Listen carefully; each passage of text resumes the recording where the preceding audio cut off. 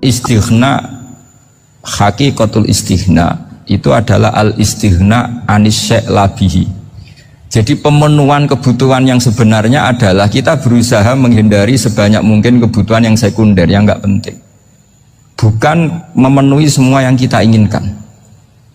Jadi misalnya begini ya, kalau kita lapar, itu keinginan kita itu makan enak apa asal makan? Tentu jawabannya asal makan yang sehat. Tapi kalau nuruti nafsu kita, makannya yang enak, teman makan ya enak, terus di warung yang favorit. Ini kan satu kebodohan. Kenapa untuk makan saja butuh definisi sekian banyak? Yang kita harus kecewa, warung favoritnya bisa sudah tutup, atau kita ke sana harus macet, ribet. Yang benar-benar arif dan bijaksana itu adalah al-istighna anisya. Sesuatu yang tidak mendesak itu jangan jadikan kebutuhan. Sehingga kalau kita puasa misalnya, semua makanan itu enak karena kita sangat lapar. Sehingga Abul Qasim Al-Junaidi ketika ditanya, ma'idamu to'am, lauk makanan itu apa? Jawabannya lucu, alju, lapar. Kalau kamu lapar ya semuanya enak. Ini sudah mulai hilang. Kita bilang makan enak itu ya sate, ya gulai, ya pizza yang kita senang. Akhirnya apa? Untuk nikmati nikmatnya Allah itu kita jadi ribet. Apalagi yang orang-orang fasik harus ditemani perempuan yang tidak halal misalnya, atau harus ada ajudan, ribet. Nah pertanyaannya, orang yang ribet sama yang gak ribet itu pinter mana? Pinter yang gak ribet. Nah ini kearifan-kearifan yang mulai hilang. Lalu siapa yang bisa mewarisi itu? Ya ulama. Jadi ulama itu cara berpikir sebenarnya simple. Makanya mereka sering kalau tahajud itu, di antara makalah Sayyidina Ali paling terkenal dan yang menjadikan beliau punya derajat yang luar biasa itu adalah kafani izzan an takuna li robban wa kafani fakhran an akuna laka abdan. Ya Allah, saya ini sudah begitu mulia, begitu terhormat dan sangat-sangat terhormat karena yang menjadi Tuhan itu Engkau. Jadi rumus pertama itu karena menjadi Tuhan itu Engkau. Hanya Tuhan yang abadi, Tuhan yang pertama, hanya Tuhan yang al-awwal. Coba ya Allah, kalau saya ini punya Tuhan Fir'aun, punya Tuhan mati jadi tontonan lagi, itu kerennya di mana coba? Andai kan kita punya Tuhan Fir'aun, atau punya Tuhan yang asal usulnya manusia, apapun hebatnya manusia itu, kita punya Tuhan manusia itu. Tuhan yang lapar, yang kalau nggak makan mungkin pingsan, mungkin bisa kena COVID, nanti Tuhannya diisolasi, kayak apa? Makanya ketika Tuhan Allah menyindir ketuhanan selain Allah itu, Allah hanya menyindir dengan kalimat sederhana, kana yakulanit to'am, yang kamu tuhankan itu masih makan. Hanya kalau nggak makan ya lemes. Jadi lama-lama ada orang gini, alhamdulillah tadi Tuhan mampir ke saya, kelihatannya lapar, setelah tak kasih makan sehat lagi. Susah nggak punya Tuhan yang seperti itu. Beda dengan Tuhan kita. Tuhan yang nggak butuh makan, nggak butuh minum, al-qayyum, zat yang berdiri sendiri tanpa butuh yang lain, al-awwal. Sebelum ada langit bumi sudah ada Tuhan kita, yaitu Allah. Bandingkan dengan Tuhan-Tuhan yang dipertuhan yang lain, yang adanya setelah bumi, misalnya Fir'aun dan sebagainya. Sehingga Sayyidina Ali pertama jadi kebanggaan apa? Kafani izzan antakuna li robban. Saya ini keren betul karena punya Tuhan yaitu Engkau. Tuhan yang lahul asma'ul husna, Tuhan yang semuanya punya kebaikan, punya keabadian, punya keagungan. Terus wa kafani fakhron an akuna laka abdan, dan saya bangga sekali karena saya menjadi hambamu. Kalau saya jadi hambanya Pak Rektor ribet kan, sudah tak hormati ternyata nanti tidak rektor, ya kan ribet kan. Terus pokoknya ribet, jadi budaknya manusia itu ribet. Makanya ada seorang wali datang ke temannya yang jadi presiden atau jadi raja. Datang ke situ karena tidak punya uang, mau minta uang karena temannya raja. Setelah sampai sana ternyata temannya ini karena orang soleh pas berdoa, ya Allah saya minta ini, minta ini, minta ini. Terus si wali tadi pulang. Tanya, kenapa kamu pulang? Ternyata dia sama, masih minta-minta kayak saya. Jadi sederhana dia. Sama-sama minta kamu, minta zat yang kamu mintain katanya. Jadi dulu itu orang itu sebegitu dekat dengan Allah. Sehingga si raja ini terus ketemu wali tadi, tanya, kenapa kamu menyepelekan saya padahal sekarang saya raja? Terus ditanya sama wali tadi, karena temannya, Kalau kamu di padang pasir tidak bisa minum dan harus minum 1 gelas, dengan ongkos kamu harus mengasihkan semua kerajaan kamu demi minuman itu. Pilih mana, minuman apa tetap jadi raja? Ya saya milih bisa minum. Saya tidak raja tetap hidup, tapi kalau nggak minum mati. Bagaimana Anda bangga dengan satu kerajaan sing la yusawi kak samain, yang tidak sama dengan segelas air? Jadi artinya terus mereka melihat jadi raja itu ya biasa, jadi presiden biasa, jadi rektor biasa, karena mereka biasa berlogika. Hakikatul izzah itu ya taqarrub ila Allah, yang benar-benar terhormat itu ya dekat dengan Allah. Begitu seterusnya mereka bikin paradok-paradok yang aneh, tapi itu menjadi pelajaran. Bapak saya Ki Nur Salim itu senang baca anekdot Nasiruddin Koja. Itu kalau bikin orang-orang aneh, itu dia datang ke satu pesta pakai baju lusuh, pakai sarung lusuh atau celana lusuh, sama Sohibul Bait yang punya acara dibiarin.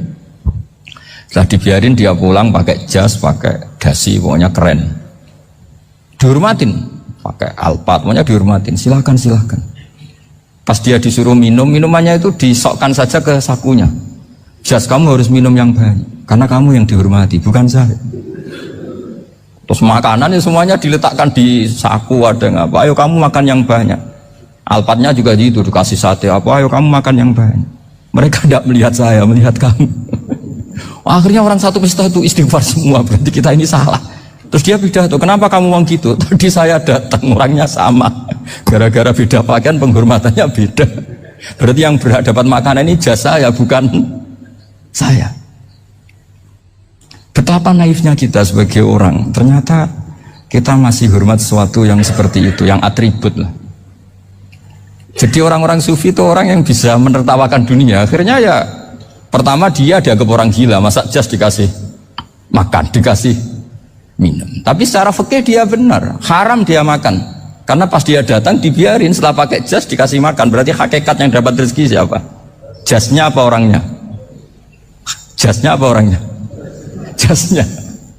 Jadi itu orang-orang sufi, kearifan orang-orang dulu itu bisa ngelola hal-hal yang keseharian menjadi luar biasa. Ada seorang wali melihat istrinya makan 1 piring, anaknya makan 1 piring, ditanya, kalian kenyang? Wah, kenyang sekali. Melihat anaknya minum kopi 1 cingkir, senang. Kalian senang sekali. Wah, kalau senang dengan hal-hal yang murah bisa, ngapain harus senang dengan hal-hal yang mewah? Bodoh sekali saya. Sehingga terus mereka bisa qanaah. Qanaah itu ya hidup itu simpel, sederhana.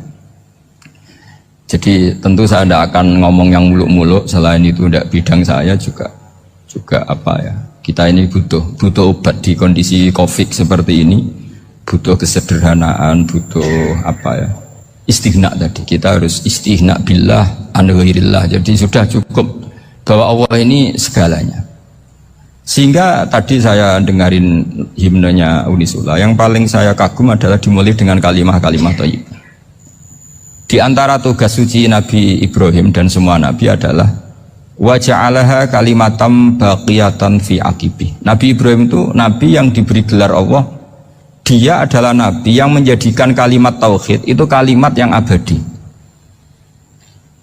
Fi aqibi, di anak turunnya, di semua generasinya, baik anak turun karena gen maupun karena pembinaan, karena pendidikan.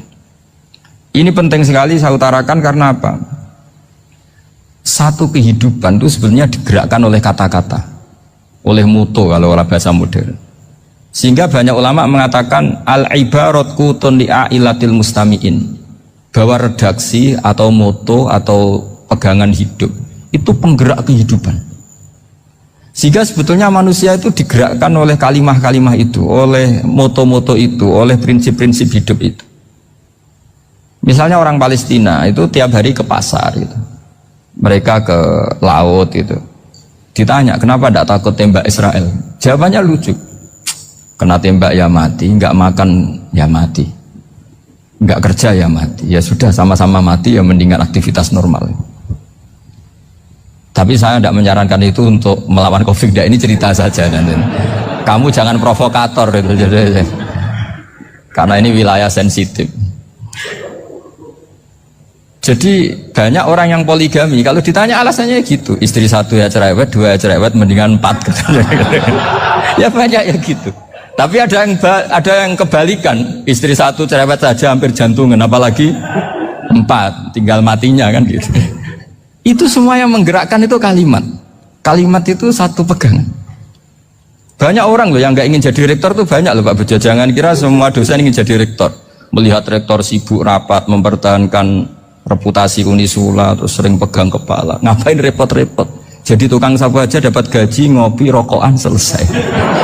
Bodoh amat jadi rektor, mikir orang banyak loh orang yang ingin jadi presiden tuh banyak, karena ngopi nyaman, gak ada yang ganggu, mau tidur sampai jam 9 siang juga gak ada yang ganggu, sehingga mereka melihat pegawai negeri itu gak keren, orang kok diatur jam, disiplin.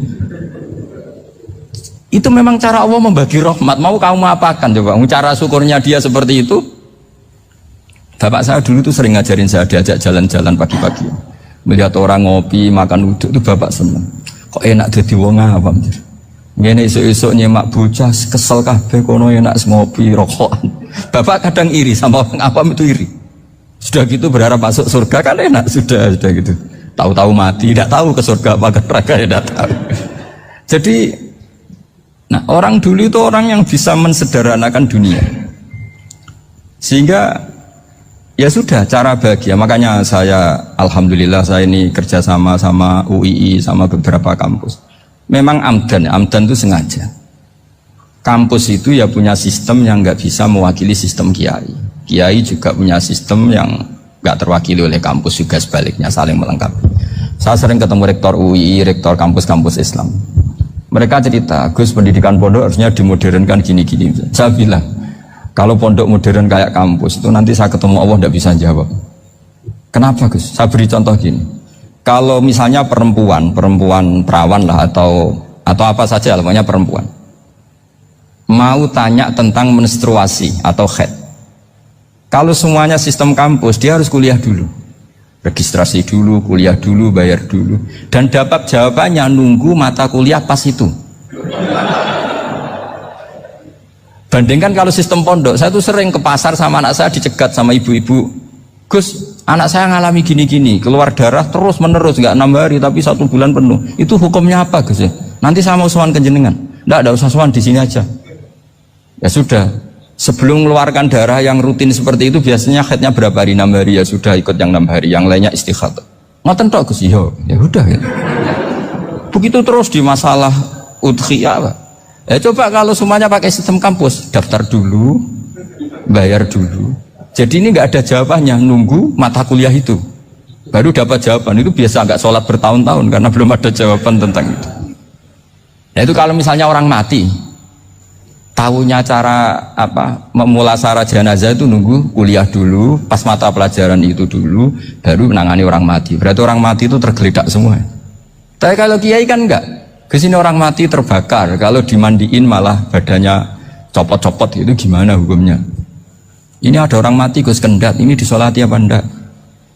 Ada orang mati apa itu oplosan ya, itu disolati enggak? Soal sering ditanya gitu. Gak usah registrasi Pak Rektor, gak usah registrasi, gak usah daftar, gak usah seminar. Makanya kalau orang kampus wani kiai itu ya kualat tenang gitu, karena ini yang on time ya. Tapi pondok seperti saya ya ikrar seikrar-ikrarnya. Pentingnya kampus karena melatih efisiensi waktu, disiplin, tata kelola manajemen, sehingga kita ya hormat. Tapi tadi kita harus saling melengkapi, sehingga saya tunjukkan ke publik bahwa saya hormat sekali sama polisi, sama tentara. Coba kita bisa apa ngadepi bandar narkoba kalau enggak polisi? Bisa apa coba menjaga NKRI kalau enggak tentara? Begitu juga, ya sudahlah kita memang fa'inayadawahi ma'al jamaah, kita berkah itu kalau bersama-sama, enggak bisa kita sendiri.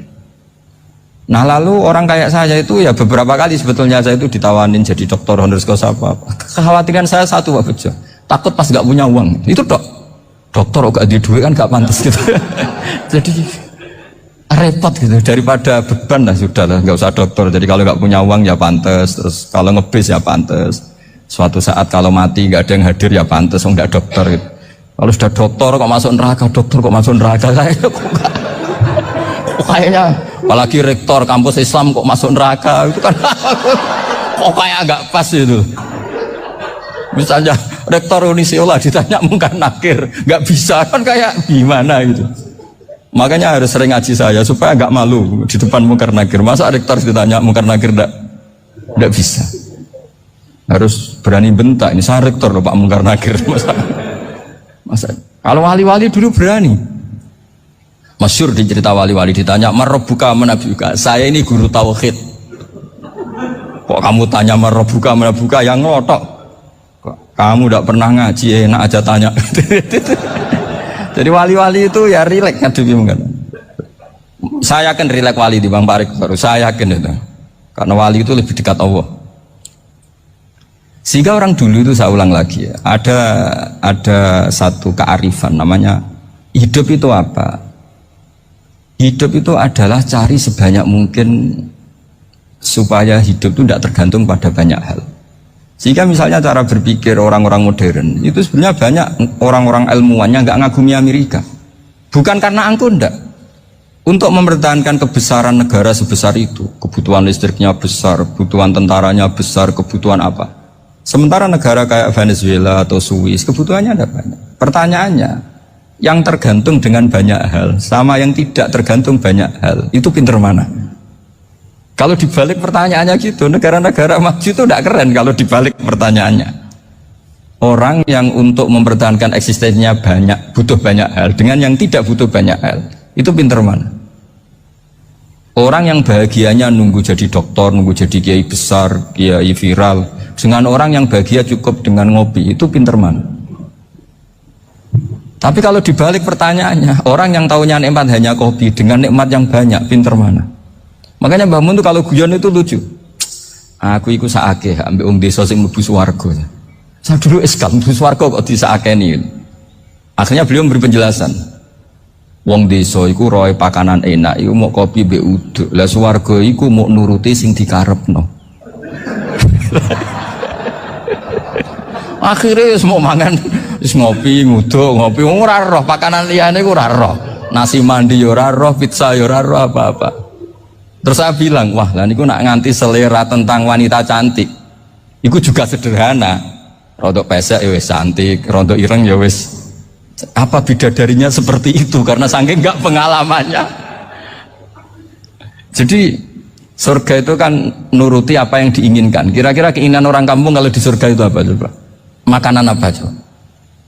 Ya nak senengnya ketemel gemblong itu. Artinya malaikat lebih suka nangani surganya orang-orang kampung timbang Pak Rektor. Ini sudah ribet ini. Makanan apa saja sudah harus dicoba. Terus kalau di mall tahu orang macam-macam, seleranya macam-macam pasti. Enak mana kalau sampai jadi malaikat pelayan surga? Suka ngelayani orang kampung apa yang orang kota? Orang kampung kan? Jadi ya itu guyon tapi itu menjadi pikiran kita bahwa orang yang banyak kebutuhan itu sebetulnya banyak kebodohannya karena menggantungkan kebahagiaannya dengan banyak hal. Makanya Imam Syafi'i ngendikan istighna itu apa? Al istighna anisya'i. Yang dikatakan kecukupan adalah berusaha sebanyak mungkin banyak hal tidak kamu butuhkan. Bukan memenuhi semua kebutuhan kamu karena nafsu kamu ini tidak ada batasnya gitu. Kalau kamu penuhin nggak akan selesai. Itu ada perempuan yang kurang cantik itu minta doa saya, Gus doain suami saya kaya, terus tak guyonin, terus gak minta. Kalau suami kamu kaya, yang pertama dirubah itu apa? Rumah supaya rumah saya bagus. Kedua apa? Mobil supaya mobil saya bagus. Nanti yang dievaluasi itu kamu. Mobil bagus, Alphard, rumah mewah, istrinya kamu pasti itu dievaluasi. Langsung nggak usah sudah gini aja kan. Jadi pertama yang dievaluasi itu kaya itu coba kalau suami kaya itu yang dievaluasi pertama rumah ya, rumah ganti, setelah itu apa? Mobil. Kira-kira berikutnya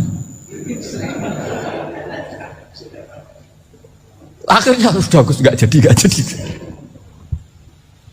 Nabi Ibrahim itu pernah minta umur panjang, keren umur panjang. Sama Allah nggak dijawab. Datang orang tua gitu mertamu ke Nabi Ibrahim.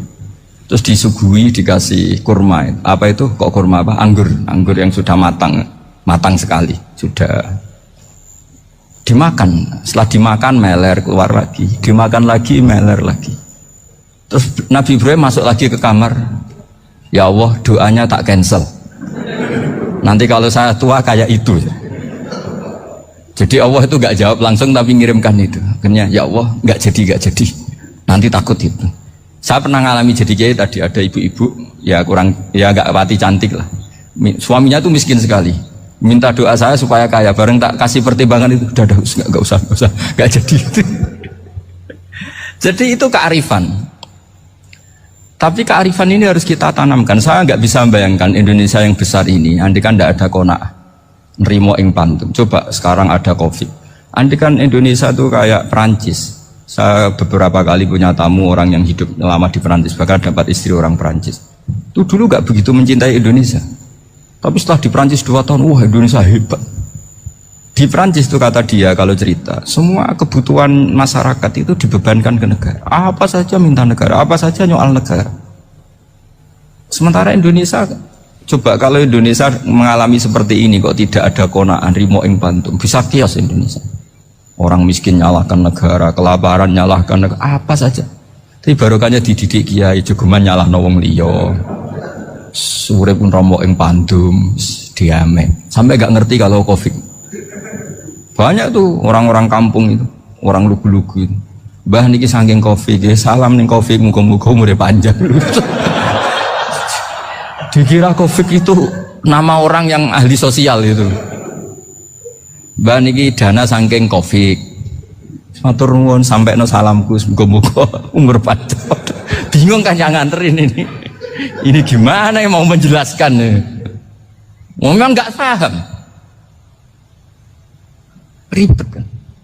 Tapi saya pastikan bahwa dengan keadaan seperti ini kita bahagia, kita stabil, itu jelas barokahnya kalimah tadi, moto tadi atau pegangan hidup tadi.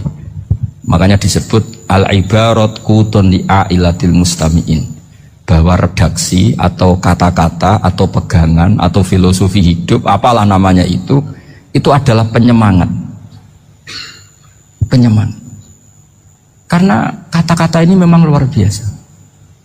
Ketika sahabat perang demi kebenaran, zaman itu ya pasti benar karena yang dibela Nabi.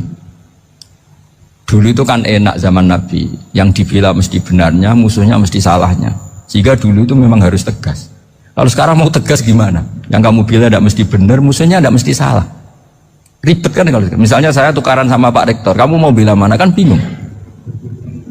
Saya tidak mesti benar, saya tidak Nabi. Pak Rektor apalagi gak mesti benar lagi kan? Ribet kan? Jadi kalau kita mau perang sekarang itu mau pede gimana? Enggak. Makanya banyak ulama sekarang tuh mau tegas tuh gak berani karena ya banyak hal yang abu-abu lah wilayahnya. Misalnya pilihan presiden atau pilihan bupati, pilihan menteri. Kamu mati-matian bela itu, yang kamu bela tidak mesti benar, musuh kamu tidak mesti salah.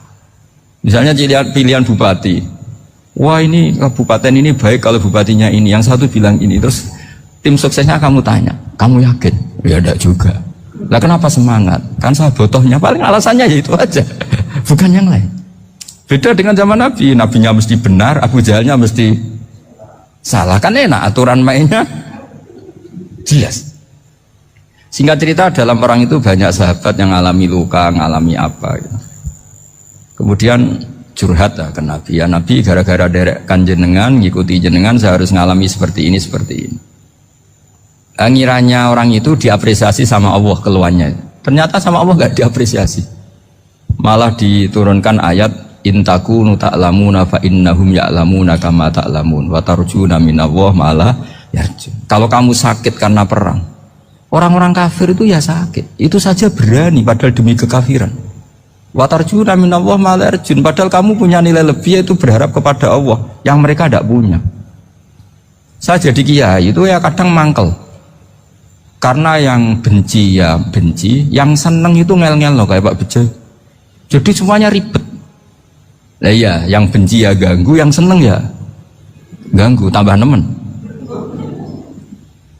Seribet. Tapi kalau sudah ingat bandar narkoba. Mereka berhadapan dengan polisi, kadang ditembak karena kesalahannya terlalu fatal. Antar persaingan mereka juga bisa tembak-tembakan karena merebut pasar narkoba.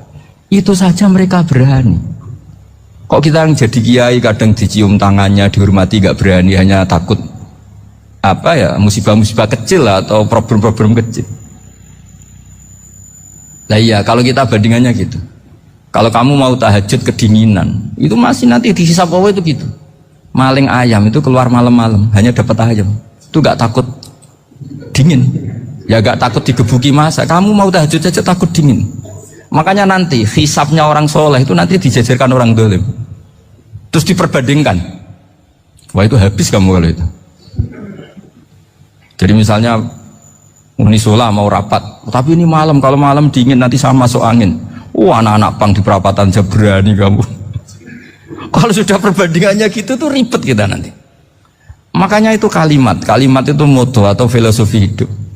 Sehingga diulang lagi nasihat itu. Iyam saskum korhun fakodu masal koma korhum mislu.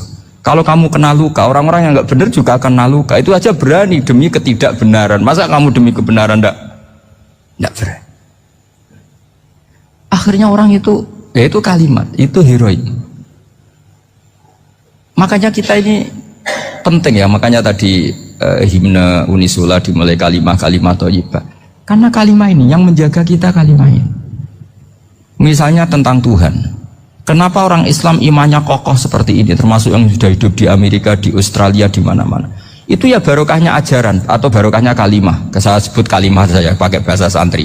Karena la ilaha illallah itu dalam tradisi santri disebut kalimatu haqqin aliyah nahya wa aliyah namut wa aliyah nub'ats. Ada yang riwayat wa biya nub'ats insyaallah ta'ala minal aminin.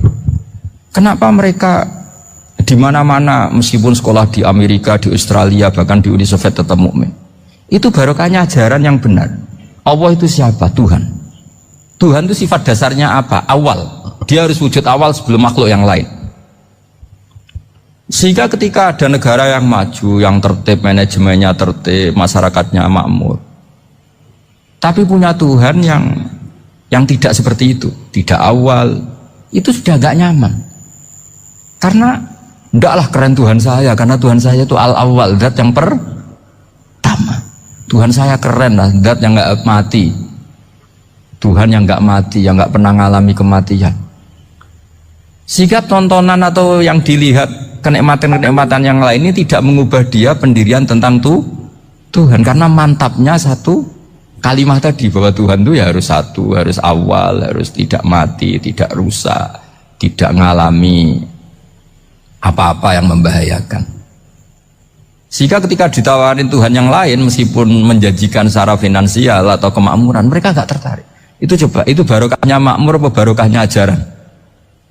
Barokahnya ajaran. Sering negara Islam itu kalah makmur dengan mereka, tapi barokahnya ajaran ini tetap apa? Tetap Islam. Makanya Nabi Ibrahim, Nabi yang sukses bikin wa ja'alaha kalimatam baqiyatan fi aqibi. Sehingga kita ini bukti sama orang tua misalnya, itu ya karena ajaran. Suwargamu itu karek wong tuamu. Nak wong tuamu ridho, Allah ridho. Nak ora ridho, Allah ora ridho.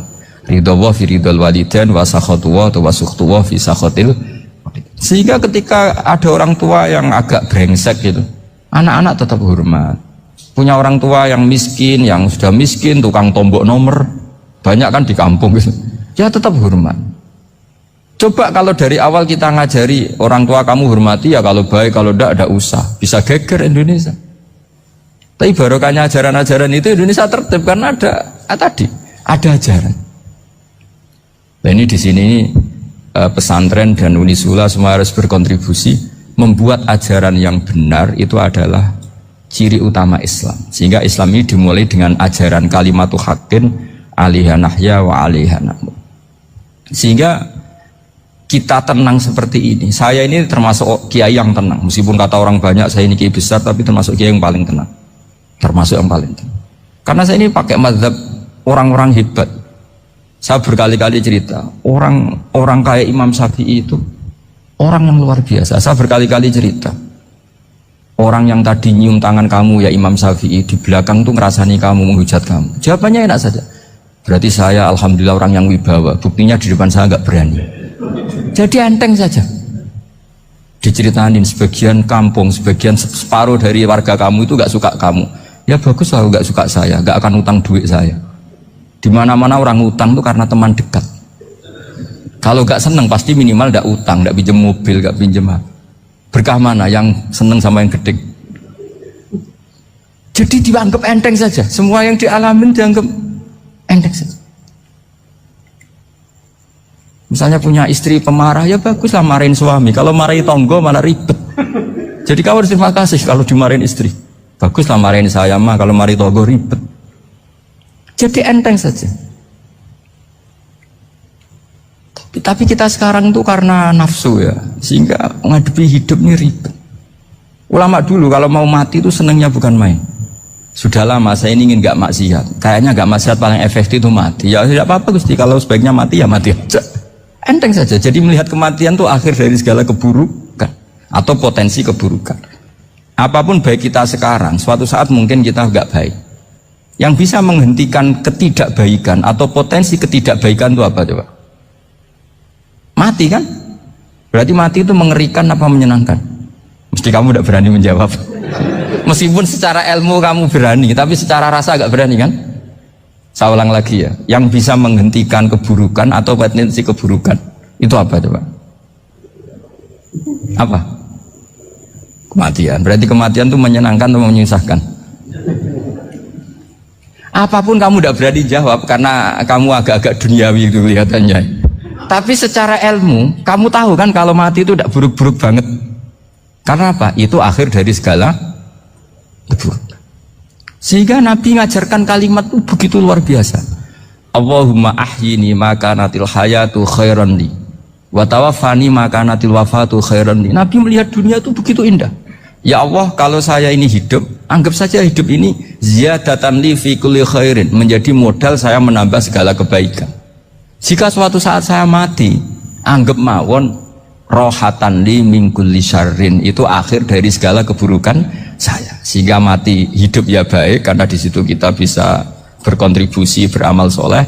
Mati juga baik karena mengakhiri segala keburukan.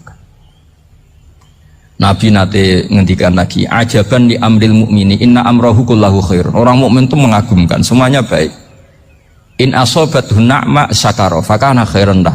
Kalau baru dapat nikmat dia syukur, maka itu baik. Wa in asobatu dharra sabara, kalau dapat masalah mereka sabar, itu juga baik. Sehingga orang mukmin dua sisinya pasti baik. Itu juga kalimat, maksudnya moto atau pegangan hidup. Nah berikut ini saya beri contoh, ini kenangan saya, ini contoh terakhir. Masalah jadi orang terkenal maupun tidak. Di sini dicontohkan Imam Ghazali di halaman 367 di kitab saya 367. Juznya 3 di kitab Ihya Ulumuddin. Di sini beliau cerita betapa untuk menjaga ikhlas sebaiknya orang itu tidak terkenal, tidak syuhrah, tidak terkenal. Oke, itu kita sepakat ya, karena kalau terkenal mungkin orang dipaksa publik dengan tanda kutip untuk selalu berbuat baik, tapi karena jaim lah, jaga image atau apa. Tapi ketika dibalik pertanyaannya, kamu rela yang terkenal itu orang nggak benar, sementara yang orang benar itu nggak terkenal. Lalu masyarakat taunya yang tidak benar. Kalau pertanyaannya dibalik gitu, orang baik wajib terkenal enggak? Kalau pertanyaannya dibalik seperti itu, dokter yang benar tidak terkenal, yang malpraktek terkenal. Kamu ingin kondisi seperti itu? Gak ingin kan? Kampus yang bagus gak terkenal, kampus yang bagus gak terkenal, yang gak bagus. Nah, artinya apa? Gara-gara olah kata, olah pikiran, ini logika jadi rubah. Lagi-lagi apa? Jawaban itu ada di kata-kata sebetulnya. Makanya bab-bab seperti ini tidak usahlah kita berdebat, berpolemik. Sebaiknya orang itu humul, menutup diri, apa sebaiknya orang terkenal, itu nggak perlu seperti itu. Sudah terserah Tuhan saja. Makanya saya mulai dulu ngaji sampai sekarang itu ya tidak punya punya ikon tertentu atau punya website tertentu, enggak. Sudah terserah pangeran. Sudah. Saya juga tidak sok suci materialistik atau enggak, ya tidak mikir saya. Bukan apa-apa ya, karena saya ini saya ini kiai, jadi biasa urusannya sama Allah, tidak sama makhluk. Jadi pusing kalau sama sarah-sarahnya makhluk itu pusing. Meskipun rektor kalau nasihati saya pasti tidak saya terima, itu tetap makhluk itu sudah ada ngefek kalau saya itu sudah ada itu.